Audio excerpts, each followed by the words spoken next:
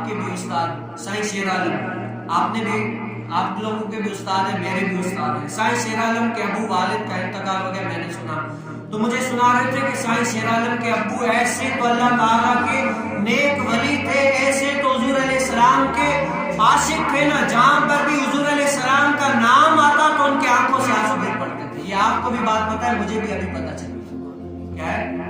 ایسے عاشق تھے کہ جہاں پر صرف کوئی نام محمد لیتا تھا تو ان کی آنکھوں سے آنسو گر پڑتے تھے۔ یہ عاشق اس کو کہتے ہیں۔ وہ کہتے ہیں عاشق ہر کوئی آنکھیں، پر عاشق بڑھتا مر کے، زہر پیالہ کوئی نہیں پیتا پر عاشق پیتا بھر کے۔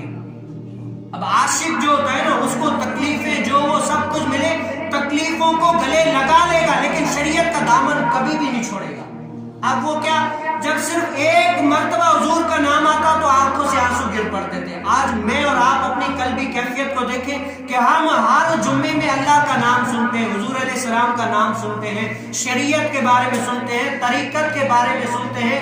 اللہ کیا فرماتا ہے، حضور علیہ السلام نے اپنے امتیوں کے لیے کیا فرمایا ہے، سب کچھ آپ لوگ مجھ سے زیادہ جانتے ہیں شاید، لیکن بتاؤ کہ ہمارے دل میں کبھی بھی خیال آیا ہمارے آنکھوں سے آنسو گرے یا نہیں گرے؟